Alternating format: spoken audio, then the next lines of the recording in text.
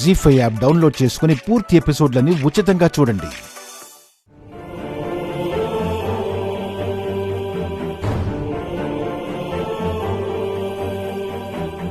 ఎందుకంటే తను వైశాలి అయితే తన భర్త చనిపోయాడు కదా. చనిపోయిన భర్త బాగుండాలని, ఆ భర్తతో కలిసి ఉండాలని ఎవ్వరు కోరుకోరు.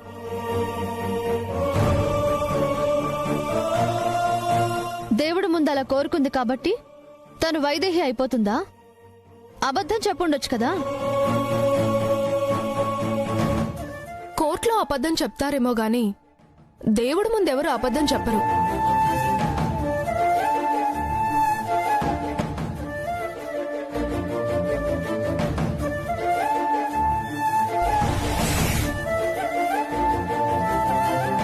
నిజంగా తప్పు చేసుంటే తప్పు చేశాను క్షమించండి అని కోరుకుంటుంది. జడ్జి గారు, ఇంకో వీడియో ఉంది, కొంచెం పరిశీలించండి.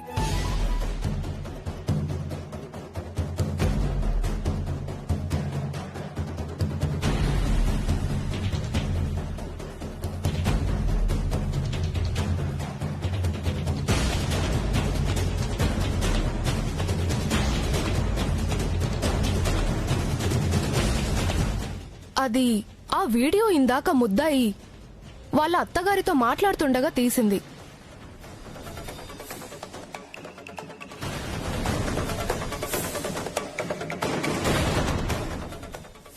ఏం మాట్లాడుతున్నారో వినిపించదు. ఆవిడ బాడీ లాంగ్వేజ్ బట్టి చూస్తే కావలసిన మనిషిని దగ్గరకు తీసుకున్నట్టుందే కాని వద్దనుకున్న మనిషిని వదిలించుకున్నట్టు లేదు. ఆమె తన కోడలు కాకపోతే అంత అభిమానంగా ఎందుకు మాట్లాడుతుంది?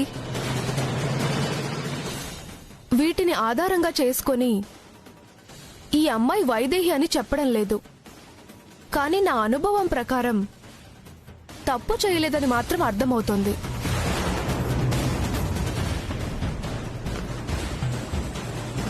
ఈ విషయాలు పరిగణలోకి తీసుకొని తీర్పు చెప్పవలసిందిగా కోర్టు వారిని కోరుతున్నాను.